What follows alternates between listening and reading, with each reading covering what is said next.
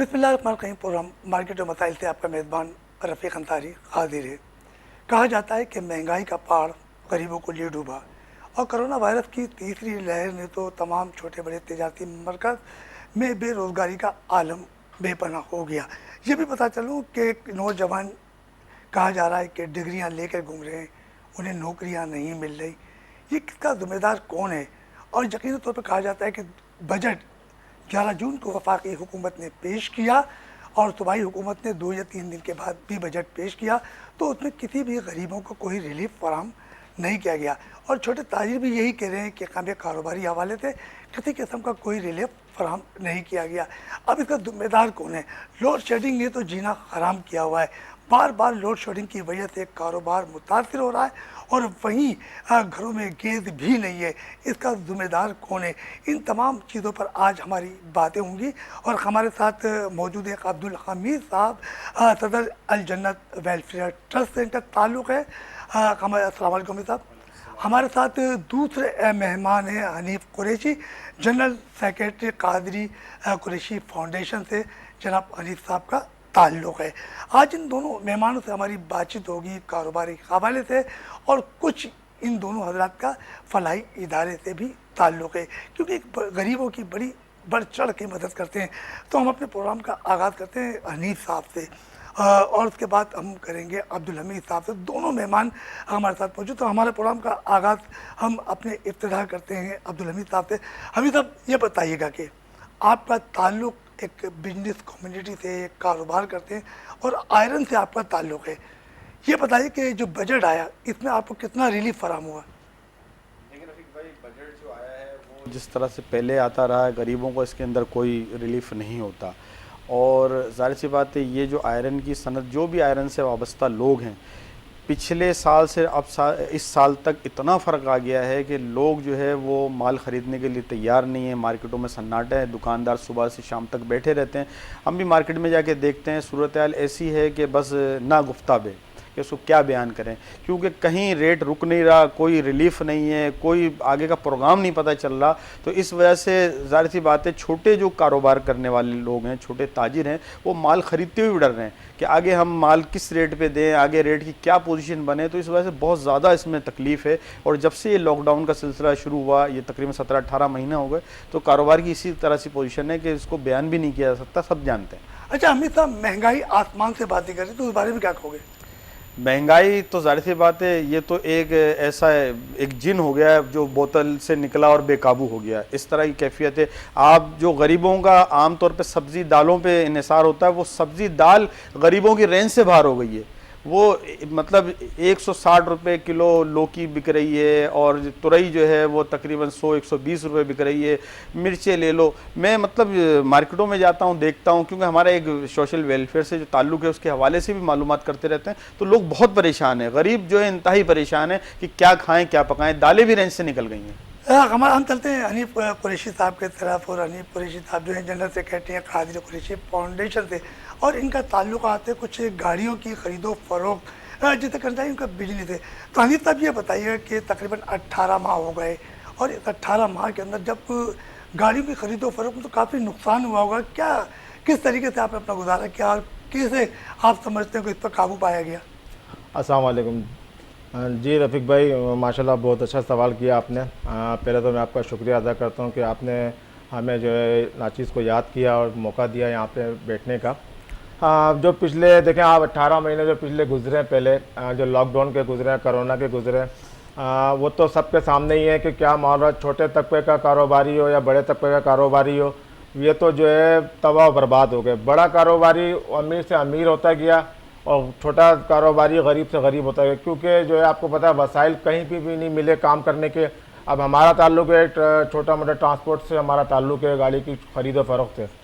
अब आप खुद समझ सकते हैं कि जो कोरोना की जो लहर ने जो तबाही मचाई है, इसमें क्या कारोबार हुआ होगा गाड़ियों का या ट्रांसपोर्ट का। जो जिनके पास बेचारों के पास छोटी मोटी गाड़ियाँ, उन लोगों ने तो वो भी बेच के घरों को चलाया आपने, क्योंकि जो है आप समझ सकते हैं कि कंपनियों ने लोगों की छुट्टियां कर दी थी, लोग घरों में बैठ गए थे, बेरोज़गार हो गए थे, तो कहाँ से गुजारा करते अपना। अच्छा हनीफ, ये बताइए कि जब लॉकडाउन आया और अभी जो 11 जून को भी बजट आया है वफाकी और 3 हुकूमत का बजट है, तो क्या उसमें आपके कारोबार के हवाले से कोई रिलीफ फराहम किया गया या सिर्फ बातें ही बातें? रफ़ीक भाई, आप ये सवाल कर रहे हैं तो हंसी आ गई मेरे को। ये आज पहला बजट तो नहीं आया कि जिसमें जो है ना आवाम को फ़ायदा हुआ हो। कब फ़ायदा हुआ है आवाम को, कब फ़ायदा हुआ, किसके लिए आया बजट? ये आवाम के लिए। तो आवाम तो बोल रही है कि ये बजट तो जो है वो गरीबों के लिए नहीं है बल्कि बिजनेसमैनों के लिए है, बिल्कुल बड़े आदमियों के लिए है। तो आप लोग फिर क्या कहना चाह रहे हैं? बिल्कुल ऐसे ही है, ये गरीब आवाम के लिए नहीं है, मिडिल क्लास हमारे लिए ये बजट नहीं है। तो बजट तो जो है ना बड़े बड़े सरमायाकारों के लिए या बड़े बड़े जो है ना ये जो सियासतदान है उनके लिए है ये। अच्छा, हमारे लिए गरीब आदमी के लिए ये बजट नहीं है। कहाँ पे बजट है? महंगाई अपनी जगह से हिली है, ऊपर आई है। महंगाई ऊपर आ गई है? तो किस तरीके से महंगाई ऊपर आ गई, कुछ तो महंगाई बिल्कुल, अब जैसे कि आपको हमीद भाई ने बताया, जैसे कि सब्जी के रेट देख लो, दालों के रेट देख लो, बाकी चीज रेट देख लो। आदमी जो है ना 70 रुपये 75 रुपये आटा चल रहा है, 100 के करीब चीनी चल रही है। तो गरीब आदमी क्या करेगा? 500 रुपये दिहाड़ी, 500 रुपये दिहाड़ी वाला। अब आप मुझे बताएं कितना किलो आटा लेगा और कितना किलो सब्जी लेगा जो घर में पकाएगा और अपने बच्चों को खिलाएगा? हमें तो ये बताइएगा कि आपका ताल्लुक आयरन से, और 18 माह के लॉकडाउन के दौरान आयरन की जो सनत है उसको कितना नुकसान पहुंचा होगा? रफ़ीक भाई, आयरन का जो सिलसिला है वो ऐसा है कि नुकसान का अंदाज़ा हम इस बात से लगा सकते हैं कि एक तो 3 महीने बंद रहा सारा मामला, फिर उसके बाद जो है लोग खौफज़दा रहे। तो काम की पोजीशन, अब इस वक्त तक काम की पोजीशन ये है कि दुकानें खुली होती, ग्राहक नहीं होता। 1-2 ग्राहक जो है वो दिन भर में आते हैं। हमारे पास जो काम करने वाले लोग थे हमने उनको फारिग कर दिया। जिसके यहाँ 4 थे उसने 1 पे या 2 पे इक्तफ़ा किया, जिसके बाद 8-10 थे उसने भी 2 पे इक्तफ़ा किया। मतलब काम जो है ना वो ना होने के बराबर हो गया है।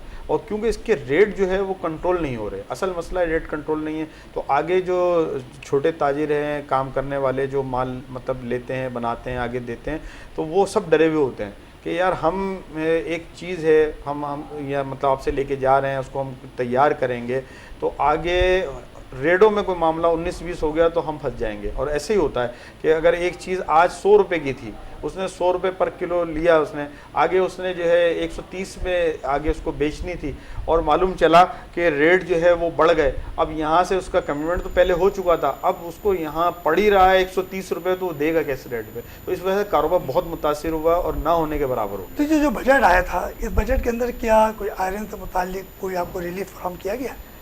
बज़ाहिर जो है बस वो बातें होती हैं, नज़र तो भी कुछ नहीं आ रहा। अब आया है, अभी जून ख़त्म हुआ, आगे देखते हैं 1-2 महीने में क्या सूरत हाल होती है। फ़िलहाल तो अभी सूरत हाल बड़ी ख़राब है, मतलब ना गुफ्ता बे सूरत हाल है जिसको बयान करें कि पूरे दिन मार्केटों में सन्नाटा रहता है। और ये तकरीबन मार्केटों का हाल है। आप भी विज़िट करते हैं मार्केटों के हवाले से, पहले आप काम भी करते रहें तो आपने देखा मार्केटों में सन्नाटे हैं।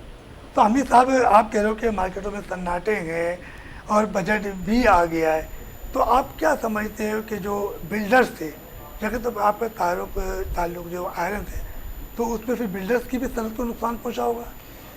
देखिए, बिल्डर का तो काम तकरीबन 1 साल से उनका काम भी मुतासिर है। और अभी जो ये इंक्रोचमेंट और ये मामलात आए ना, उसके अंदर किसी की कोई बिल्डरों ने भी काम रोक दिया है। बस ये जो प्रोजेक्ट पुराने चल रहे हैं और ऐसे एरिया में जैसे सरकारी कोई इमारतें बन रही हैं या दीगर, वहाँ पे काम हो रहा है। लेकिन निजी तौर पे जो है इस मामलात में बहुत फ़र्क आया है। बिल्डरों को भी ज़ाहिर सी बात है काफ़ी इसमें नुकसान हुआ है और काम जो है ना उनका भी इतना नहीं चल रहा, क्योंकि हमें ज़ाहिर सी बात है लोहे से अंदाज़ा होता है, आयरन से अंदाज़ा होता है कि कितना जा रहा है, क्या हो रहा है। तो बहुत इसमें रेटों का बहुत फ़र्क है, असल मसला ये है। अच्छा हनीफ साहब, ये बताइएगा कि आपका ताल्लुक कायदाबाद से है और कायदाबाद गाड़ी की खरीदो फरोख्त का काम करते हैं, तो कायदाबाद की जो सड़कें हैं वो टूट कर शिकार हैं, बड़ी वहाँ पे कचरे के ढेर लगे हुए हैं। बिल्कुल। तो वहाँ की कोई इंतजामिया सफाई पर ख्याल नहीं करती? नहीं रफ़ीक भाई, कोई ख्याल नहीं करती। ये तो जो है हमारे यहाँ पे कायदाबाद पे आप देखें कि मेन रोड पे जो है ना उन्होंने कचरा कुंडी बनी है, जो नेशनल हाईवे का जो हमारा कायदाबाद का पुल है उसके नीचे जो है ना कचरा कुंडी बनी हुई है इतनी बड़ी, और वहाँ पे मंशियात का इतना अल्लाह माफ़ करे बुरा हाल है कि हीरोइनी जो ना दर्जनों के हिसाब से जो है ना हीरोइनी बैठ के वहाँ पे मंशियात फ़रोख्त और ख़रीद फ़रोख्त हो रही है, खुलेआम हो रही है। इसी तरीके से कचरे की गाड़ियाँ दिन में 12 बजे 1 बजे 2 बजे दिन में गाड़ियाँ लग रही है और कचरा उठ रहा है। ये कहाँ का तरीका है कि दोपहर के टाइम पे दुनिया में आप देखें कि रातों रात बिल्कुल सफाई हो जाती है। हमारे यहाँ पे होता है कि दिन दिहाड़े दोपहर में 2 बजे के टाइम पे हम कचरा उठा रहे होते वो हैं, भी अधूरा होता है फिर। अधूरा उठ रहा होता है कचरा वो भी। अच्छा हामिद साहब, ये बताइएगा कि आपका एक मेडिकल सेंटर है, गुलबहार के अंदर है, और आप मुख्तलिफ मजहबी तकरीबात भी करते हैं, फलाई काम भी करते हैं, लोगों की बन मुट्ठी मदद भी करते हैं, अजनास भी तकसीम करते हैं। तो जो ईदगाह की जो करीब करीब की जो आबादी है, तो मैंने उमूमन देखा है कि वहाँ के रोड और वहाँ गंदगी बहुत है, और मेडिकल सेंटर में आने वालों को यकीन तो मुश्किलात तो होती होगी। देखिए यहाँ पर जो मेन मसला है ना, जहाँ हमारे गवर्नमेंट के इदारों के जो मामलात हैं वो अपनी जगह, लेकिन आवाम भी अपनी ज़िम्मेदारी पूरी नहीं करती। लोग क्या करते हैं कि अपने घर से शॉपर बना के और वो सामने दूसरे घर के आगे डाल देते हैं, गली में डाल देते हैं। गली जो है कचरा डालने की जगह नहीं है। तो ऐसे ये मसाइल तो पूरे कराची में इस तरह से हमारे यहाँ बहुत ज़्यादा हैं कि लोग मतलब रात को आपको कचरे का ढेर मिलेगा, और सुबह जो है वो फिर हम अपनी मतलब आपके तहत हमने कुछ स्वीपर से बात की, उनको पैसे देते हैं, उनसे उठाते रहते हैं। ये चूँकि मेडिकल का मसला है, उसमें सफाई रखनी है, हम उसकी सफाई खुद करवाते हैं, मतलब वहाँ पे बहुत। अच्छा चलिए, तो मेरा सफाई की बात हो रही है, ये जो बजट आया है, तो इस बजट से आप खुश हैं? मैंने बताया ना 1-1.5 महीने बाद पता चलेगा कि क्या होता है। खुश, ज़ाहिर सी बात है, रिलीफ मिलेगा और कौम को तरक्की होगी तो सबको खुशी है। जब कौम की तरक्की नहीं होगी, गरीब आदमी का भला नहीं होगा, तो हम तो गरीबों के साथ हैं। अब गरीबों के साथ? बिल्कुल, हम गरीबों के साथ। तो हम वो वाले कारोबारी नहीं है जो आप समझ रहे हैं कि जैसे कि आप पूछ रहे हैं कि वो जो बस मुतासरीन थे जो कटिंग हुई नदी के अंदर, तो उसमें तो हमीद भाई को बहुत फ़ायदा हुआ होगा। नहीं, ये हमारा तो नहीं है। नहीं, सरिये जो आपने कहा कंस्ट्रक्शन का काम हुआ, तो ये वो वाले कारोबारी है हम लोग के, उसमें मुतासरीन में हम भी शुमार है, और आप अंदाज़ा लगा लें। तो इसका मतलब है कि मुतासिर में आप भी शुमार हैं। बिल्कुल। तो इसका मतलब ये हो कि फिर आपको भी 80 गज का प्लाट मिलेगा। अल्लाह करे ऐसा हो जाए। बहरहाल रफ़ीक भाई, मैं एक दफ़ा फिर आपका शुक्रगुजार हूँ कि आपने जो है ना हमें मौका दिया यहाँ पे आने का, अपनी बात पेश करने का। आपके तरफ से एक मैं मैसेज छोटा सा दूंगा कि एजुकेशन के ऊपर हमारी गवर्नमेंट को चाहिए। सईद गनी की बात बहुत अच्छी लगी थी मेरे को कि मैं 7 साल स्कूल बंद कर सकता हूँ, बच्चों पर रिस्क नहीं ले सकता हूँ। अच्छा जी, बहुत अच्छी बात की थी उन्होंने। पर मैं उनसे ये मशवरा है मेरा कि छोटी सी नाचीज़ की एक छोटी सी बात है कि अगर वो SOPs के ज़रिए जो है एजुकेशन के ऊपर काम करें तो मैं समझता हूँ कि बहुत अच्छा होगा, क्योंकि एजुकेशन में बहुत बड़ा लॉस हो रहा है हम लोगों का, बच्चों का बहुत लॉस हो रहा है। अच्छा अमित साहब, ये मैं बात कही, बड़ी अच्छी बात कही कि एजुकेशन को SOP के तहत चलाया जाए, और अब तो मजीद स्कूल भी खोल दिए गए हैं, और यकीन तो भी SOP का भी ख्याल होगा। तो आप क्या समझते हैं कि तीन हुकूमत ने जो है बजट में एजुकेशन के ऊपर काफ़ी अच्छा पैसा रखा है, हेल्थ पे भी रखा है, तो क्या कोई तवक्कात रखते हैं कि जो छोटे छोटे मेडिकल सेंटर बनाए गए तो उन्हें भी उनसे कोई रिलीफ मिलेगा? रिलीफ जैसे ऐलान हुआ, रिलीफ तो मिलना चाहिए। तवक्कात ज़ाहिर सी बात है, किसी भी काम के इस्लामी तौर पे भी है कि हमें बदगुमानी नहीं करनी चाहिए। हमें जो है उनसे उम्मीद है कि जैसा उन्होंने कहा अल्लाह करे वो करे, और नहीं करेंगे तो फिर रिजल्ट आ जाएगा अगले साल। तो अब जो छोटे छोटे इलाकों में अमूमन कहा जाता है कि गरीब लोग हैं, कच्ची आबादी के लोग वोट कास्ट करते हैं, वोट कास्ट करने के बाद उनको असेंबली में भेज देते हैं, और उसके बाद वो इलाके में पलट के भी नहीं देखते। तो क्या अब तो आप लोग का भी कोई ऐसा इरादा बनता है कि इलेक्शन लड़ें और फिर अपने गरीब आवाम की खिदमत करें? देखिए, इलेक्शन का जो मामलात है वो तो हमारा कोई ऐसा इरादा नहीं है। सीधी सी बात है, ना जो है वो इस तरफ तबीयत है, ना एक वो आदमी की तबीयत भी होती है ना। तो ज़ाहिर सी बात कारोबार और फिर यह है कि चैरिटी का एक जहन है, हर आदमी अपने जहन के मुताबिक जो अल्लाह ताला ने उसको, तो हमारा जहन यही है कि जो कुछ हमसे बन पड़े हम लोग। अच्छा, महंगाई के खात्मे के हवाले से क्या आप आवाम को पैगाम देना चाह रही हैं, हुकूमत को? हुकूमत को ख़ास तौर पे अवाम तो बेचारी फिस रही है, हुकूमत को चाहिए कि वो इस गरीब अवाम का ख्याल करे, और जहाँ जहाँ उनसे मुमकिन जो भी हो सकता है उनको फैसिलिटीज़ दे, और महंगाई को कम करें। कम से कम अशिया खुर्दो नोश के ऊपर जो है ना ख़ास तौर पे कंट्रोल होना चाहिए, क्योंकि ये बुनियादी ज़रूरत है। ये सही हो, बाकी चीज़ें तो बात की हैं। आयरन का, सरिये का मामला बात का, सबसे पहले आटा, चीनी, दाल, घी वगैरह है। आज देखें घी और तेल जो है 300 रुपये पे पहुँच गया, तो ये बड़ी मुश्किल है। तो इस पर कंट्रोल हो, कम से कम अशिया खुर्दो नोश जो है सस्ती होनी चाहिए। तो आप समझते हैं कि घी, चीनी वगैरह पे सस्ताई होनी चाहिए। बिल्कुल। तो उसके साथ साथ जो अद्वियात की ऊपर जो टैक्स लगाए गए, तो उसके बारे में क्या कहेंगे? अद्वियात तो ऐसा है कि बंदा, हम कहते हैं कि बंदा खाना छोड़ देगा, दवा तो उसको खानी पड़ेगी। आजकल तो डॉक्टर मशवरा देते हैं कि जी आपको ये दवा खानी है, अगरचे आप खाना जो है वो खाएं ना खाएं, एक टाइम खाएं, दवा ज़रूर खानी है। तो ज़ाहिर सी बात है, लोग ब्लड प्रेशर, हाई हाइपरटेंशन के मरीज़ हो गए हैं इस सूरत हाल से। कई एक अमराज ऐसे आ रहे हैं हमारे यहाँ जो है, पानी सही नहीं होने की वजह से हेपेटाइटिस के बहुत केस आ रहे हैं, और उसके अलावा जो है किडनी फेलियर के बहुत ज़्यादा केसेस आने लग गए हैं। तो ये तो अभी अब नौजवानों में बीमारी नज़र आने लग गई हैं। तो इसके लिए ज़ाहिर सी बात है उनको मेडिसिन की ज़रूरत होती है, मेडिसिन पे उनको ख़ास रियायत देनी चाहिए, बल्कि मुमकिन जितना हो उनको मेडिसिन फ्री देनी चाहिए। हानि साहब, चलते चलते ये बताइएगा कि आपने बड़ी अच्छी बात की एजुकेशन के हवाले से, तो अब आप महंगाई के हवाले से हुकूमत को क्या पैगाम देंगे? महंगाई के हवाले से मैं हुकूमत को ये पैगाम दूंगा कि खुदारा थोड़ी सी जो है गरीब तबके पे जो है ना नज़रसानी करें। ये जो लॉकडाउन का जो सिलसिला रहा है रफ़ीक भाई, मैं समझता हूँ कि जो NGOs हमारे चैरिटी इदारे जितने थे जिन्होंने बढ़ चढ़ कर काम किया है, मैं उनको खड़े होकर सलूट करता हूँ कि जिन चैरिटी इदारों ने काम किया है वो कोई नहीं कर सकता। मैं एक छोटे से प्रोग्राम में गया, सिंध गवर्नमेंट के हेल्थ का वो उन्होंने मुझे बुलवाया अवार्ड देने के लिए कि आपने कोरोना के अंदर, लॉकडाउन के अंदर बहुत अच्छा काम किया। तकरीबन वहाँ पे कोई 21 चैरिटी लोगों को बुलवाया हुआ था। 21 चैरिटियाँ आई हुई थी हमारे ज़िला मलीर की। ये सिर्फ एक ज़िला मलीर की मैं बता रहा हूँ। 21 चैरिटियों को जो है उन लोगों ने अवार्ड दिया कि यार आपने लॉकडाउन के अंदर बहुत अच्छा काम किया, जिसमें कादिर कुरैशी का फाउंडेशन का भी नाम था। तो मैं गवर्नमेंट से ये अपील करूँगा, खुदारा बजट में जो है अगर पेश किया है तो कोई गरीब आवाम के लिए जो है ना नज़रसानी करें। हम चलते एक छोटे से ब्रेक की तरफ, और ब्रेक से वापस आएंगे, अपने गुफ्तगू का सिलसिला जारी रखेंगे।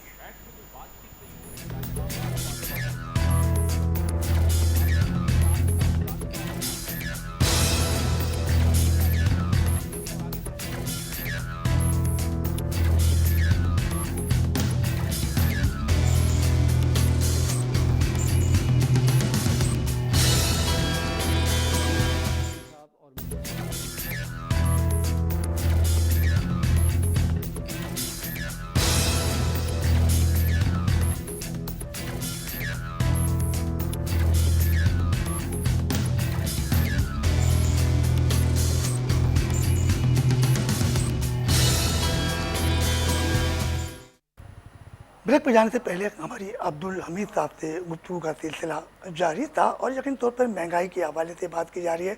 इनका ताल्लुक आयरन से है, और यकीन तौर पर ये कारोबार करते हैं, और इनका कारोबार जो तकरीबन 18 माह हो गया, और इस 18 माह के दौरान आप सबको ही पता कि कोरोना ने जो गरीबों की कमर तोड़ी है और कारोबारी कमर टूटी है। तो इसी हवाले से वो बता रहे थे कि एजुकेशन के हवाले से भी बात कर रहे थे, और इनका फ्लाई इदारा जो है अल जन्नत वेलफेयर ट्रस्ट से भी है, और ये इसके सदर भी हैं।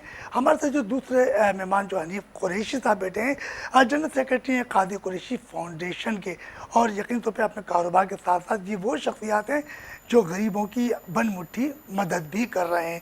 तो इस हवाले से बात करते हैं आज हम हनीफ साहब से। हनीफ साहब, ये बताइएगा, आप कारोबार भी कर रहे हैं, कारोबार के साथ साथ आपने एक जनरल सेक्रेटरी हैं कादिर कुरैशी वेलफेयर फाउंडेशन के, तो क्या मकसद था आपको बनाने का, और इसमें क्या वजूहत थी कि आपने ये पेड़ा उठाया? असल में रफ़ीक भाई, कादिर कुरैशी फाउंडेशन सिर्फ एक मखसूस नहीं है, ये एक जो ना ग्रुप है, एक इदारा है कादिर कुरैशी फाउंडेशन, जिसमें काफ़ी सारे लोग हैं। इसमें हमारे चेयरमैन हैं हाजी मोहम्मद अशरफ साहब, जिन्होंने ये कादिर कुरैशी फाउंडेशन बनाई। तो उनका एक ये मकसद था कि हमने जो है दुखी इंसानियत की खिदमत करनी है। अल्लाह ने उनको दिया हुआ भी है, और उनके बिजनेस कमेटी से जो है ना वास्ते तो जो आपने हाजी साहब का जिक्र किया, अशरफ साहब का, तो क्या वो कोई कारोबारी शख्सियत हैं? जी, या सिर्फ फ्लाई इदारे ही चला रहे हैं? नहीं, वो माशाल्लाह जो है कारोबारी शख्सियत हैं। अच्छा। हाँ, उनका जो है माशाल्लाह बड़ा काम है, उनका गारमेंट्स फैक्ट्री वगैरह। अच्छा, गारमेंट फैक्ट्री से उनका वाबस्तगी? जी, बिल्कुल उनका वो है दुबई में उनका हेड ऑफिस है, दुबई में होते हैं ज़्यादातर वो। अच्छा जी, पाकिस्तान में तो हम लोग होते हैं, हम लोग देखते हैं, वो दुबई के अंदर ही होते हैं। तो उनका ये एक मकसद था कि हमने जो ना दुखी इंसानियत की खिदमत करनी है। आपने वो मिसाल सुनी होगी, अक्सर यही कहते हैं कि आप किसी को मछली नहीं खिलाओ, मछली पकड़ना सिखा दो। तो इसी सिलसिले से हमारा एक जो है चेयरमैन हाजी मोहम्मद अशरफ साहब ने एक ये हमारा एक वो मंसूबा भी है, हमारा मंशूर का एक हिस्सा भी है कि ख़ुद कफील वाला। खुद का फिर हम लोगों को रोज़गार देते भी है, फराहम भी करते हैं और उनको रोज़गार अच्छा, सिखाते भी हैं। आपने कहा कि रोज़गार फराहम करते हैं, तो रोज़गार फराहम करने का सिलसिला किस तरीके से है आपके पास? हम मुख्तलिफ़ किस्म का है, जैसे कि हमने गारमेंट यूनिट हमारा बना हुआ है, अच्छा ठीक है ना, वहाँ पे हम लोगों को ट्रेनिंग देते हैं। अच्छा, ट्रेनिंग के साथ साथ हम उनको छोटी मोटी पे भी देते हैं अच्छा ताकि अच्छा, उनका गुजारा हो। ये जो ट्रेनिंग कहाँ दी जाती है? ये मखसूस पॉइंट बने हुए हैं, साइड एरिया के अंदर पॉइंट बना हुआ है, इस तरीके से मखसूस पॉइंट बने हुए हैं हमारे, वहाँ पे हम इनको ट्रेनिंग देते हैं तो किस चीज़ की ट्रेनिंग देते हैं? गारमेंट्स की। गारमेंट मतलब गारमेंट, गारमेंट में किस हाँ। किस मतलब गारमेंट बहुत सारे कारोबार होते हैं गारमेंट के। जी, जी, होते जी। तो आप किस किस्म का तरबियत देते हैं उन्हें? ये गारमेंट में जो कपड़े सिलाई के के सिलाई के जो होते हैं कपड़े, उनका जो है गारमेंट्स का जो है काम होता है, जैसे कि वर्कर यूनिफॉर्म होता है। अच्छा, वर्कर के यूनिफॉर्म बनते हैं। हाँ, ये बनते हैं। और दूसरा आजकल जो है वो अपना कोरोना के लिए डिस्पोजेबल आइटम बनते हैं, अच्छा तो इसके ऊपर हम उनको सिखाते हैं। इसके अलावा जैसे कि कोई बोलता है कि यार मुझे जो ना रोज़गार का कोई उसका तजुर्बा नहीं है, तो कोई उनको ठेला वगैरह, कोई सब्जी वगैरह लेके दे दी, या कोई छोटा मोटा केबिन खोल के दे दिया, तो इस तरीके से उनका जो है हम मतलब आपका मदद कहने करते का हैं। मकसद ये है कि उनकी वेलफेयर के जरिए जो बेरोजगारी के मतलब खात्मे के लिए भी काम कर रहे हैं, बिल्कुल और लोगों को हुनर दे के एक रोजगार मुहैया भी कर रहे हैं। बिल्कुल देखिए अमीर साहब, जो है कादरी जो फाउंडेशन है और ये गरीबों के लिए मदद कर रही है, और जैसे कि आपने भी बताया कि आप भी अल जन्नत वेलफेयर ट्रस्ट को चला रहे हैं, तो सदर हैं, तो ये तो कादरी फाउंडेशन जो एक बिजनेसमैन आदमी है, अशरफ हाजी अशरफ साहब, तो वो तो अफोर्ड कर रहे हैं। तो आप अपनी जो आपने वेलफेयर बनाई, तो उसको कैसे आप अफोर्ड करते हैं और उसे क्या तरीक़ेकार है? क्या आप जो आयरन से वाबस्ता लोग हैं, क्या ये वो लोग चला रहे हैं? रफ़ीक भाई, ज़ाहिर सी बात है, वेलफेयर जो है वो एक शख्स तो नहीं चला सकता, उसको मुख्तलिफ लोग ही चलाते हैं। तो अल्हम्दुलिल्लाह हमारे जो है कुछ कारोबारी हज़रात हैं, हमारे दोस्त अहबाब, वो मिल के इस फाउंडेशन को चलाते हैं। और जैसा कि अभी हमारी ये हनीफ़ कुरैशी हैं, तो हमारे जो हाजी मोहम्मद अशरफ कादरी साहब, ये भी हमारे दोस्तों में से हैं माशाल्लाह, और बहुत अच्छा जहन रखते हैं मुल्क और कौम की खिदमत के लिए। तो उन्होंने हमें मतलब जो है वो सपोर्ट की लॉकडाउन में भी, और कादरी कुरैशी फाउंडेशन और अल जन्नत ने मिलकर लॉकडाउन में काम किया माशाल्लाह। तो फिर ये आप बता रहे हैं हाजी साहब की आप जी। इतनी खदमात बता रहे हैं कि मुल्क और गरीबों के लिए, तो वो क्यों नहीं जब सूबाई या वफाकी या कौंसलरशिप के इलेक्शन होते हैं तो इसमें हिस्सा लेकर गरीबों की मदद वहाँ से प्लेटफॉर्म से करें ना, ताकि कोई वहाँ आवाज़ उठाने वाला हो। यहाँ तो असेंबली में लोग जीत के जाते हैं तो सिर्फ वोट लेते हैं, वहाँ जाके गरीबों की बात ही नहीं करते। तो हाजी साहब को मशवरा दीजिए ना। हाँ, इंशाल्लाह ये आपने अच्छी बात कही, हाजी साहब को मशवरा देते हैं, हाजी साहब सुन भी रहे होंगे इंशाल्लाह प्रोग्राम में, तो ये बात उन तक पहुँचेगी। और जो भी इस तरह के जहन रखने वाले लोग हैं कि जो अपने तौर पे अपने मतलब पैसे से खिदमत करते हैं, अपनी सलाहियतों से खिदमत करते हैं, अपनी सोच से खिदमत करते हैं, तो वो जो है वो प्रैक्टिकली तौर पे भी सिस्टम के अंदर आएँ ताकि सिस्टम बेहतर हो। ये आपने बहुत अच्छी बात कही है, और ये उन लोगों तक अल्हम्दुलिल्लाह पहुंच भी रही है आपके ज़रिए, हमारे ज़रिए, कि वो लोग ऐसे जो कि कौम और मुल्क की खिदमत करना चाहते हैं, वो इस प्लेटफार्म से आए, सियासी मैदान में आए, ताकि वो वहाँ तक असम्बलियों तक पहुँचें, तो ये मामला हमारे बेहतर। अच्छा, ये बताइएगा कि अल जन्नत वेलफेयर जो आपकी ट्रस्ट है, तो क्या कोई उनका मेडिकल सेंटर वगैरह भी है, या सिर्फ और सिर्फ किस किस्म की आप लोगों की खिदमत करते हैं? क्योंकि 18 माह आया, 18 माह कोरोना रहा, तो यकीन तो उसमें बहुत सी वेलफेयर थी किसी भी किस्म की, तो उन्होंने गरीबों की बन मुट्ठी मदद की। तो क्या इस दौरान आपका भी कोई बेड़ा ऐसा था? अल्हम्दुलिल्लाह रफ़ीक भाई, जैसे ही लॉकडाउन शुरू हुआ तो हमारे इदारे ने, हमारी टीम ने जो है फ़ौरन काम करना शुरू कर दिया इसके ऊपर, और बाकायदा राशन रात की तारीकी में सफ़ेद पोश लोगों के घरों में राशन पहुँचाया गया, और ये सिलसिला कई महीनों तक चलता रहा, क्योंकि तकरीबन 3 महीने से मुकम्मल बंद था। उसके बाद भी लोग मुतासिर थे और अब तक मुतासिर है, तो वो सिलसिला अल्हम्दुलिल्लाह जारी है। उसमें जो है हमारी वेलफेयर की तरफ से राशन तकसीम किया गया, हमने लोगों को सब्ज़ियाँ तकसीम की क्योंकि सब कुछ बंद था उस वक़्त, और गोश्त तकसीम किया, खाने पीने की चीज़ें। और फिर जैसे ईद आई, क्योंकि लॉकडाउन जो है वो जब पिछले साल जब शुरू हुआ था तो ईद करीब थी, 2 महीने बाद ईद थी, तो ईद में हमने बाकायदा जो है वो एक मुफ्त बाज़ार कपड़ों का लगाया, जिसमें हमने गरीब बच्चों को ईद के कपड़े तकसीम किए। तो हमीद साहब ये बताइएगा कि आपने कहा कि वेलफेयर का काम करते हैं, तो ये आपकी सपोर्ट कौन करते हैं? आजकल तो हालात बुरे हैं, एक दूसरे को पैसे देने के लिए तैयार नहीं है, तो आप लोग अपने अखराजात कैसे करते हैं? क्या आपकी एसोसिएशन में या आपकी वेलफेयर में कोई बिजनेसमैन है, जैसे कि आप कारोबार कर रहे हैं आयरन का, मतलब तो तरीके का कारोबार कर रहे हैं, तो क्या वो लोग भी आपके साथ मुंसलिक हैं या मदद करते हैं, या मुख्तलिफ कम्युनिटी है आपके साथ? जी रफ़ीक भाई, कम्युनिटी के लोग भी हैं हमारे, बिज़नेस कम्युनिटी को मैंने जैसे अर्ज़ की ना कि बिज़नेसमैन और एक कारोबारी लोगों के बगैर ये वेलफेयर नहीं चलती। अल्हम्दुलिल्लाह वो ताउन करते हैं। और आपको वो एक सवाल रह गया था, आपने सवाल किया था तो वो इसका जवाब रह गया कि मेडिकल सेंटर अल्हम्दुलिल्लाह जन्नत वेलफेयर का अपना एक मेडिकल सेंटर कायम है कि जो सुबह से लेकर रात तक, रात 11 बजे तक, सुबह 10 बजे से रात 11 बजे तक गरीब लोगों की मदद के लिए कोशा रहता है। उसमें मुख्तलिफ हमारे पास लोग आते हैं, उनको जो है मतलब अमराज की दवाएं दी जाती हैं और ये समझ लें कि मुफ्त उनका इलाज हो रहा है 50 रुपए की पर्ची पे। अच्छा हमीद साहब, ये आपने कहा कि 50 रुपए की पर्ची है, मुफ्त इलाज हो रहा है, तो अद्वियात की यानी कि दवाइयों की कीमतों में तो बेशुमार इजाफा हो चुका है और मेडिसिन जो एसोसिएशन है वो तो परेशान है। तो जो दवाइयाँ इतनी महंगी हो रही तो आप कैसे अफोर्ड करते हैं? अल्हम्दुलिल्लाह, मैंने जैसे अर्ज़ की ना कि हमारे इस तरह के लोग हैं जो हमारे से ताउन करते हैं, वो हमें सरबंद दवाएं भी जो है अल्हम्दुलिल्लाह देते हैं कि जो पैक दवाएं होती हैं वो हम इस तरह के जो लोग जिनको उसकी नीड होती है, ज़रूरत होती है, हम उसको दवाएं देते हैं जो बाहर से वो ख़रीद नहीं सकते। ज़ाहिर सी बात है, जब 50 रुपये की पर्ची पे वो दवा लेने आ रहा है तो वो मजबूर है, परेशान है।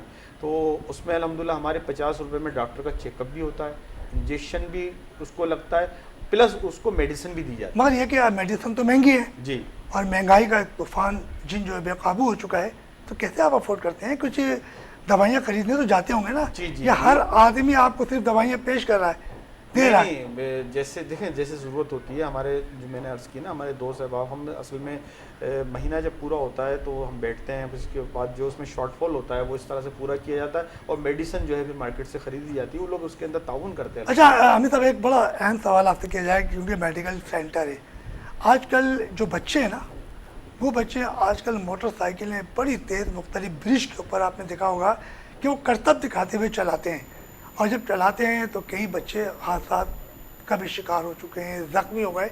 तो कभी ऐसा मौका हुआ कि आपके सेंटर में कोई ज़ख्मी बच्चा आया हो और आपने उसका इलाज करने से पहले उसके माँ बाप को कोई आपने मशवरा दिया हो कि ये बच्चा आपका गलत रास्ते पे चल रहा है या आपको तकलीफ़ पहुँचा, तो कभी ऐसी आपने जहन में आई?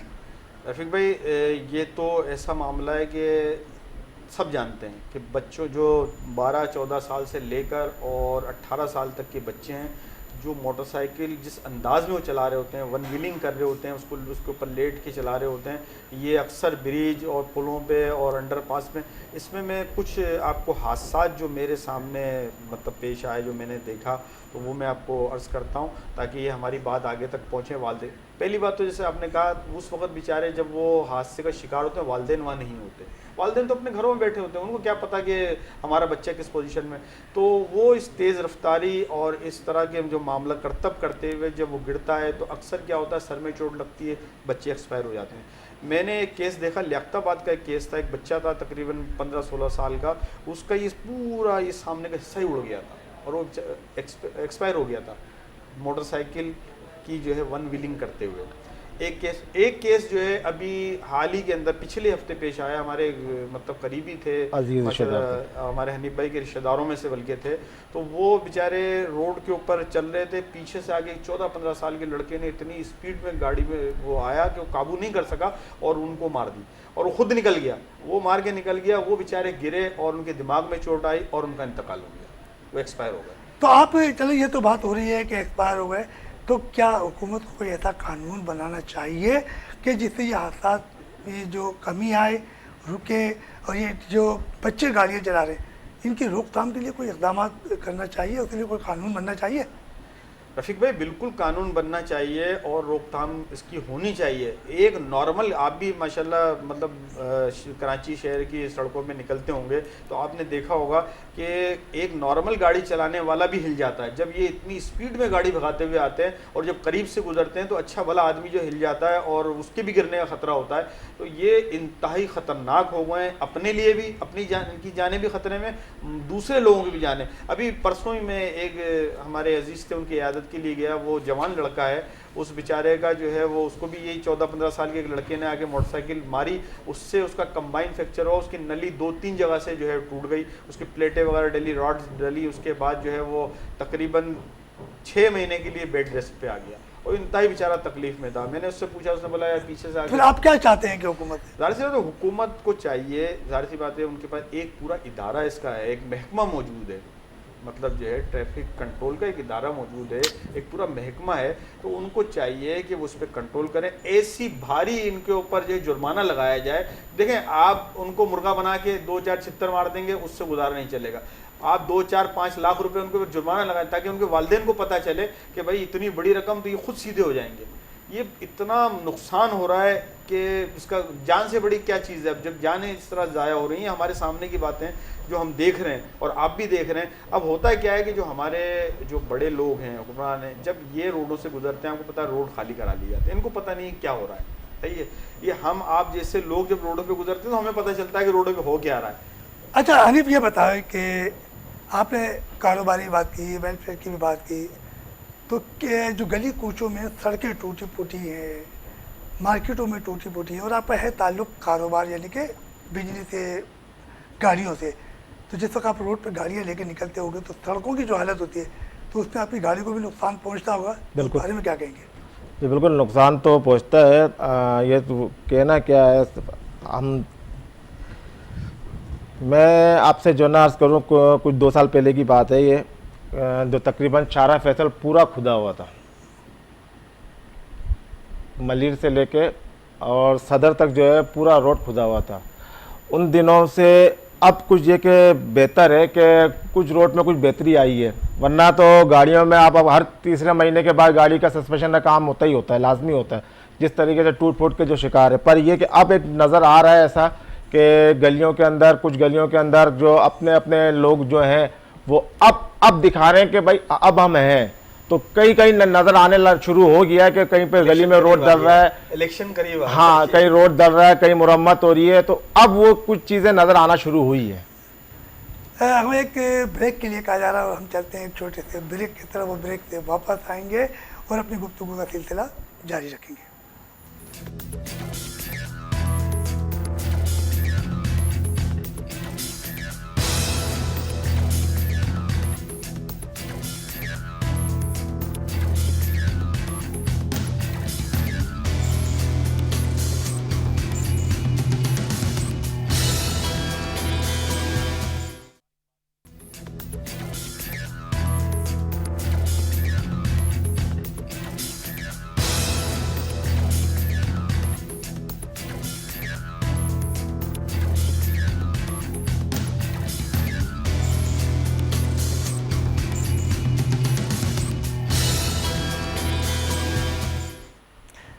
ब्रेक पे जाने से पहले हमारी हनीफ कुरैशी साहब से बड़ी ज़बरदस्त बात चल रही थी सड़कों की टूट फूट के हवाले से, क्योंकि इनका कारोबार गाड़ियों से, और जब ये गाड़ी रोड पे लेके निकलते हैं तो जब रोडें टूटी होती हैं तो यकीनी तौर पे महीना 2 महीने में गाड़ियों में काम निकलता है, और काम निकलता है तो फिर ये दोबारा मैकेनिक के पास लेके जाते हैं या डेंटर के पास लेके जाते हैं, तो इनके तवज्जो से वहाँ भी एक रोज़गार मुहैया हो जाता है, या किसी गरीब आदमी को रोज़गार मिल जाता है। तो हुकूमत ने शायद ये सोचा हुआ है कि रोड टूट फूट का शिकार रखो, और जब ये डेंटर पेंटर के पास जाएंगे तो उनको रोज़गार मिलेगा और हमें टैक्स मिलने में आसानी होगी।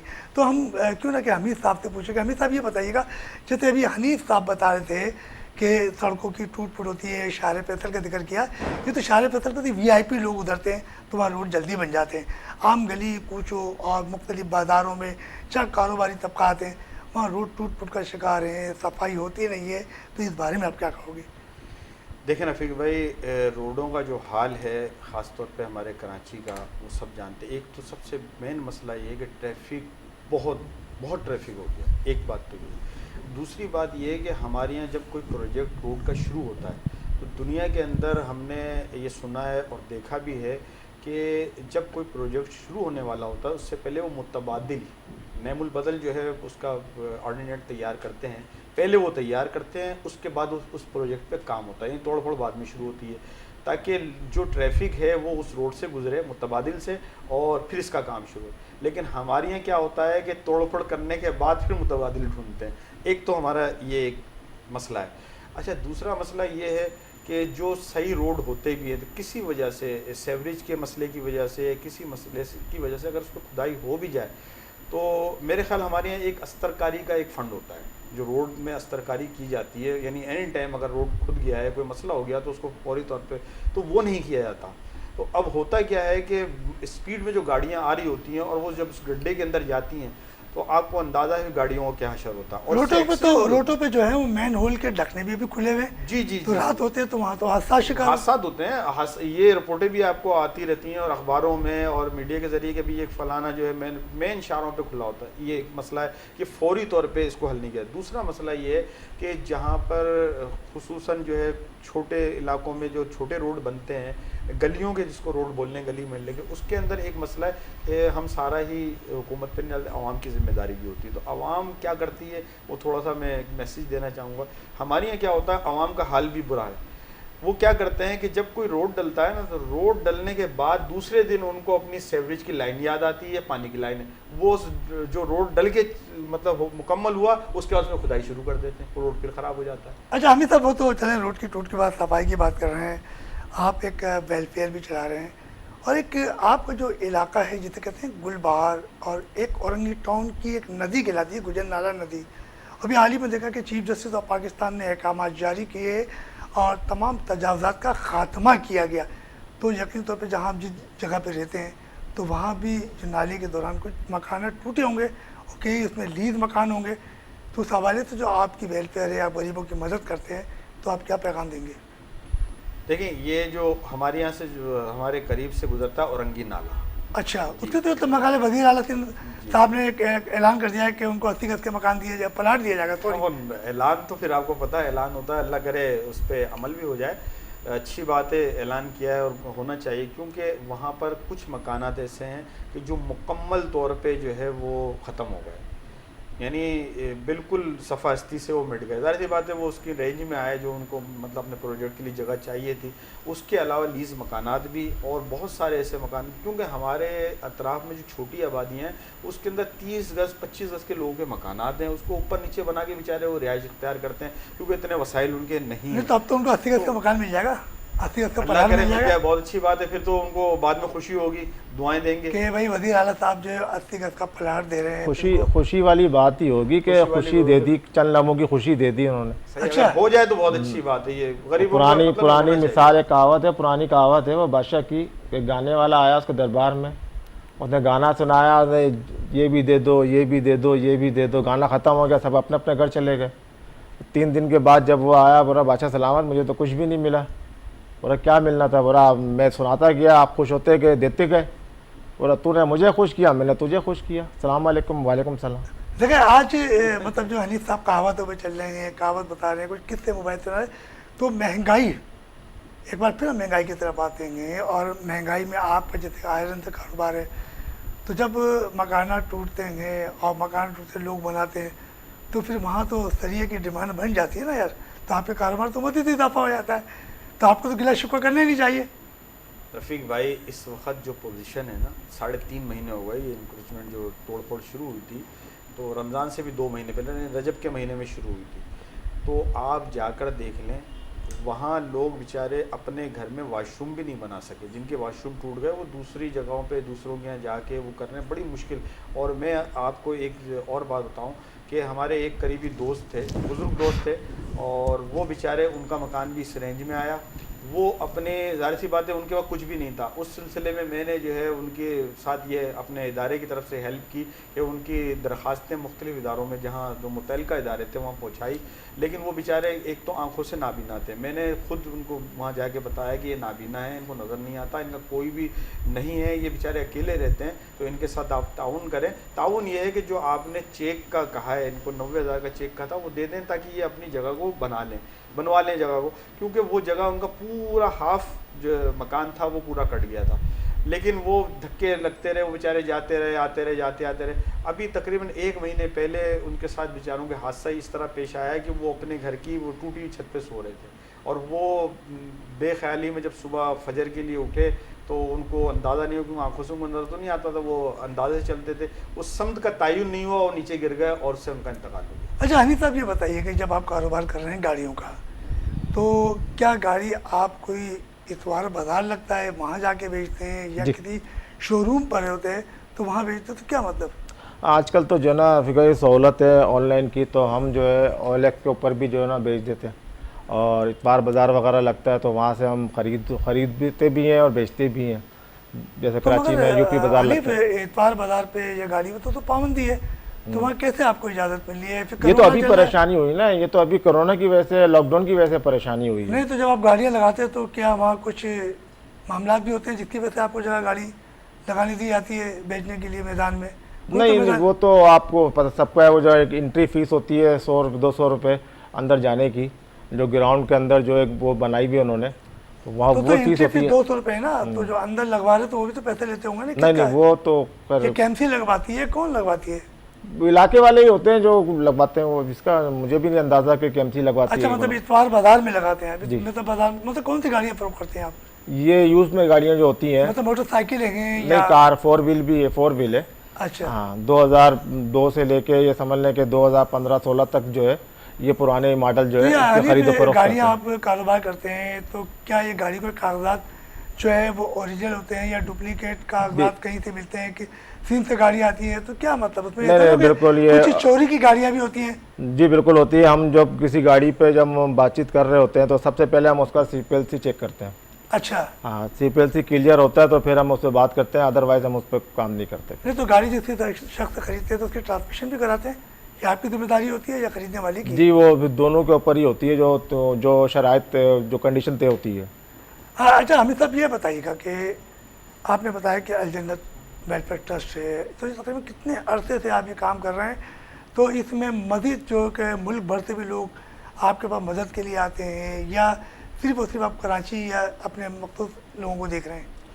देखिए, हमारे पास जो है ना वो अल्हम्दुलिल्लाह शहर के तकरीबन तमामी इलाकों से लोग आते हैं। तकरीबन 15 साल का अरसा हो गया वेलफेयर को काम करते हुए, और शहर के तमाम, और इसके अलावा जो है वो दूसरे सूबे से भी, खुसूस वो लोग, जैसे अभी पिछले दिनों हमारे यहाँ जो है वो बल्कि 1 साल तकरीबन हो गया, डायलिसिस पेशेंट इस तरह के थे, 4 पेशेंट थे हमारे पास कि जिनका मुस्तकिल SIT में या कराची में इलाज होना था। तो उनको सबसे बड़ी प्रॉब्लम ये थी कि वहाँ पीछे उनके ज़्यादा फैमिली थी, बच्चे थे, कोई रखने वाला नहीं था, तो उनको तो आप ये कह रहे हैं कि जैसे माता मुल्क से बाहर से भी जो लोग आते हैं तो मतलब शहर से शहर से बाहर, तो उनको भी आप सहूलत फराहम करते हैं? रिहाइश दी। अभी भी हमारे पास पेशेंट मौजूद है जिसका ट्रांसप्लांट हुआ है, 3 महीने के लिए उसको जो है वो उसमें रखा हुआ है। अच्छा, हमें सब ये बताइएगा कि पेट्रोल की कीमतों में मज़ीद इजाफा होता चला जा रहा है, तो आप क्या कहोगे? देखिए, पेट्रोल जो है ना, जब हम पढ़ते थे, हमने ये बात पढ़ी थी, हमारे टीचर ने एक बात बताई थी बचपन से ही ये जहन में, कि अगर आपका पेट्रोल पे पैसे बढ़ गए, पेट्रोल बढ़ गया, ऑटोमेटिक तमाम चीज़ें बढ़ जाती हैं, क्योंकि अजनास है या कोई भी सामान है बाहर से आ रहा है या मुल्क के दूसरे सूबों से आ रहा है, तो वो ट्रांसपोर्ट के जरिए आएगा, ट्रांसपोर्ट पेट्रोल से चलेगी। तो जाहिर सी बात है, जब पेट्रोल बढ़ा, ऑलरेडी महंगाई बढ़ जाएगी। तो इससे हमारी जो गैस है वो तो पाकिस्तान में निकल रही है, तो इसकी बिलों में इजाफा क्यों हो रहा है? हाँ, ये तो जाहिर सी बात है, गैस किसको दे रहे हैं? मैंने पहले अर्ज़ किया ना, ये गैस जो है वो दे किसको रहे हैं? अमूमन पानी और गैस पे तो लड़ाई ही चल रही है ना, कि इंडस्ट्रियल एरिया में जो है वो अब क्या है, अल्लाह बेहतर जाने मामला जो चल रहे हैं, तो उसकी वजह से गैस की शॉर्टेज है। वरना तो अल्हम्दुलिल्लाह बहुत बड़ा ख़जाना अल्लाह ताला ने हमें एक अनमोल नेमत अता की है गैस की सूरत में। अच्छा, हनीफ ये बताएं कि जैसे अमित भाई बात कर रहे हैं कि अनमोल ख़जाना दिया है गैस की सूरत में, यहाँ पर आटा, चीनी, घी, तेल और दीगर अशिया जो है वो रोज़ बरोज़ महंगी होती चली जा रही है, जबकि बजट में कोई रिलीफ फराम नहीं किया गया है। तो आप क्या समझते हैं कि रोज़मर्रा का कमाने वाला एक दिन की अगर हड़ताल हो जाती है तो बेचारा कैसे पूरा करेगा इन चीज़ों को? तो आप क्या कहेंगे? जो रोज़ कमाने वाला है वो एक दिन की हड़ताल हो जाती है या किसी वजह से वो काम पे नहीं जा पाता है, तो कम से कम जो है 1 हफ़्ता वो पीछे हो जाता है, 1 हफ़्ता वो पीछे हो जाता है। अब वो किस तरीके से गुजारा करता है, क्योंकि हम लोग तो देखते रहते हैं, क्योंकि हमारे पास तो इसी तरीके से केस आते रहते हैं फाउंडेशन के हवाले से।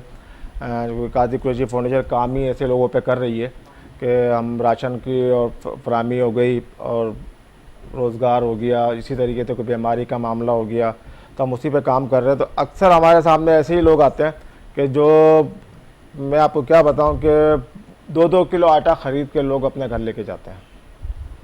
तो फिर आप महंगाई के हवाले से हुकूमत को क्या पैगाम देना चाह रहे हैं? कुछ तो बताएं, हुकूमत से क्या मुतालबा आपका? हुकूमत से ये मुतालबा है कि आप ये जो जैसे कि अमित भाई ने बताया, पेट्रोल, अगर पेट्रोल में रिलीफ मिल जाता है तो मैं समझता हूँ कि बाकी काफ़ी सारी चीज़ों में जो है ना रिलीफ मिल जाएगा।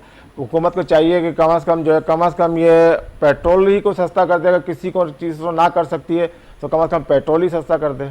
अच्छा अमित साहब, आयरन से आपका ताल्लुक़ है, तो ये बताएं कि जो आपकी आयरन जो मार्केट है उसकी भी कोई एक एसोसिएशन होगी, और फिर वो एसोसिएशन जो है चैम्बर से भी मुंसलिक होगी, और अभी बजट भी आ गया, तो क्या आयरन पर कोई टैक्स आयद हुआ है?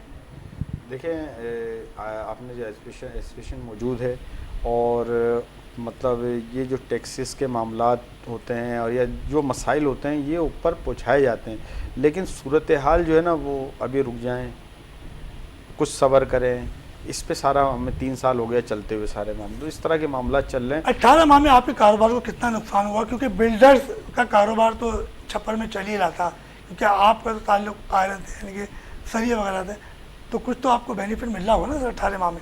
देखें, 18 महीने में ज़ाहिर सी बात है किसको क्या मिला ये सब जानते हैं। सिर्फ़ और सिर्फ ये इस वक्त पोजीशन ऐसी हो गई है कि अपना गुजारा करना जो है ना वो मुश्किल है। हर आदमी, लेबरों को लोगों ने फारिग कर दिया है। जहाँ 4-5 लेबर थी शॉप पे, वहाँ 2 या 1 लेबर से गुजारा किया जा रहा है, और लोग सिर्फ ये कहते हैं कि यार इतना हो जाए कि हमारा गुजारा चल जाए, जो हमारा अपना जो घर का किचन है ना वो चल जाए। ये सूरत हाल है, अभी कारोबार का कुछ भी नहीं है। अभी लोग सोच रहे हैं कि यार 23 में जाए कुछ सूरत हाल बेहतर होगी तो उसके बाद कारोबार का सोचें। कारोबार की सूरत हाल इंतहाई ख़राब है। अच्छा, अब चलते चलते हमारे प्रोग्राम का वक्त भी ख़त्म होने को जा रहा है। ये बताइए, ईद जो आ रही है और कुर्बानी के हवाले से आप लोग भी कोई वेलफेयर है, तो कुछ जानवर खरीद के कुछ खाले वगैरह भी होती हैं, तो क्या ये भी जमा करते हैं? देखें, वेलफेयर इदारे में अल्हम्दुलिल्लाह खालों का जो सिलसिला होता है वो लोग दे देते हैं, उसके हिसाब से हम कर लेते हैं। वो बाकायदा हमारा कोई बड़ा प्रोग्राम नहीं होता। अव्वलन हम कोशिश ये करते हैं कि वेलफेयर की तरफ से हम जानवर कुर्बान करके गरीब इलाकों के अंदर गोश्त तकसीम करते हैं। अच्छा, ये हमारा मतलब ये तो आपने बता दिया कि गरीबों में आप जो है वो गोश्त तकसीम करते हैं, तो ये सफाई सुथराई के हवाले से आप क्या कहेंगे? सफाई अब तो जगह जगह मंडियाँ लग रही हैं, तो फिर मंडी जब होंगी तो यकीन तो फिर तहफ़्फ़ुज़ फैलेगा, और तहफ़्फ़ुज़ फैलेगा तो फिर कोरोना की भी लहर है, फिर कहा जाएगा कि भी वैक्सीन लगाओ। तो आपके जो मेडिकल सेंटर में जो लोग आते हैं तो क्या वैक्सीन का इंजेक्शन लगवाते हैं? ये तो ज़रूरी हो गया। वैक्सीन के लिए भी हमारी एक मीटिंग हुई थी, तो वहाँ पर हेल्थ डिपार्टमेंट में, तो वहाँ हमने एक एप्लीकेशन दी है कि हमारे सेंटर के अंदर जो है वो एक यूनिट कायम किया जाए जहाँ वैक्सीनेशन हो। और उससे पहले अल्हम्दुलिल्लाह हम कोरोना के टेस्ट तो अपने यहाँ फ्री टेस्ट करवाते रहें। अच्छा जी जी, सिंध गवर्नमेंट से अल्हम्दुलिल्लाह में ये रिलीफ मिला था कि वहाँ से हमने सेटिंग की थी, और अल्हम्दुलिल्लाह हमारे यहाँ जो है वो फ्री वैक्सीनेशन हुई, वो क्या नाम है अपना टेस्ट हुए, और वैक्सीनेशन के लिए हमने अप्लाई किया हुआ। इंशाल्लाह ताला कोशिश ये है कि वैक्सीनेशन भी शुरू हो जाएगी। अच्छा, ये बताइए कि आपने तमाम चीज़ें तो बता दी कि इलाके में रोड टूट फूट का शिकार भी है, पानी के हवाले से बताए, तो हनीफ साहब ये बताइएगा कि ईद उज़ आ रही है, कुर्बानी का जानवर इस वक्त शहर में आना शुरू हो चुका है, तो क्या समझते हैं कि इन जानवरों की वजह से भी कुछ कोरोना के हवाले से कुछ फ़र्क पड़ेगा? कि कहा जा रहा है कि 8 बजे तक कारोबार चालू है, 8 बजे तक, 8 बजे के बाद यकीन लोग मंडी जाएंगे, तो क्या कोरोना की चला जाएगा 8 बजे के बाद? तो ये तो जो ना रफ़ीक भाई आप समझते हैं कि क्या पॉलिसी है इनकी, ये तो सिर्फ वो मियाँ मिट्ठू वाली बात है। वरना बस ये कि मैं फिर भी जो ना आपके तवज्जुह से, आपके K21 के तवज्जुह से मैसेज दूंगा कि लोगों को चाहिए कि ख़ुद एहतियात करें, SOPs का ख्याल करें, क्योंकि आप नहीं रोक सकते, लोगों को नहीं रोक सकते। जिस तरीके से लोगों का रश जो चल रहा है इस वक्त मंडी के अंदर, आप लोगों को नहीं रोक सकते। अच्छा जी जी जी जी, अभी तो कुछ कहना चाहते हैं आपसे पैगाम? जी जी, मसला ये है जैसे अभी हनीफ भाई ने कहा, ये अवाम को खुद एहतियात करें। करोना मौजूद है, पहले तो अपना एक जहन बनाएं कि करोना मौजूद है, लोगों के जहन में कि यार ये ऐसे करोना मौजूद है और ख़ुद इसकी एहतियात करनी है। दूसरी बात ये है कि जो टाइम का, ताजिर हज़रात ने पहले भी ये कहा था कि आप जब टाइम कम कर देते हैं तो रश बढ़ जाता है, तो इस रश को तोड़ने के लिए आप टाइम बढ़ा दें। जो टाइमिंग है, अगर मंडी की भी टाइमिंग इस तरह से रहेगी तो लोग अपनी सहूलत से जाते रहेंगे, रश नहीं लगेगा। हमारे प्रोग्राम का वक्त भी ख़त्म हो रहा है। हमारे साथ सदर जो है अल जन्नत वेलफेयर ट्रस्ट के अब्दुल हमीद साहब और हनीफ कुरैशी साहब मौजूद थे, general secretary Qadri Qureshi foundation से इनका ताल्लुक़ है। उन दोनों हजरात ने बड़ी ज़बरदस्त बात की है कि जो बजट आया और इस बजट के अंदर जब गरीबों को रिलीफ मिलेगा तो यकीन तौर पर मुल्क में तरक्की होगी और गरीब भी सुकून का सांस लेगा। मगर इस बजट में छोटे बड़े ताजिरों को कोई रिलीफ फराहम नहीं किया गया, बल्कि इनकी एक बड़ी अच्छी बात है कि मेडिकल सेंटर का भी क़याम है और वहाँ वैक्सीन भी लगाई गई और कोरोना के हवाले से टेस्ट भी किए गए। तो हमारे प्रोग्राम का वक्त ख़त्म हुआ। मार्केट और मसाइल से इजाज़त रफ़ीक अंसारी को इजाज़त दीजिए। आइंदा नए मेहमान के साथ एक बार फिर हाजिर होंगे। जब तक के लिए इजाज़त दिए, अल्लाह हाफिज़।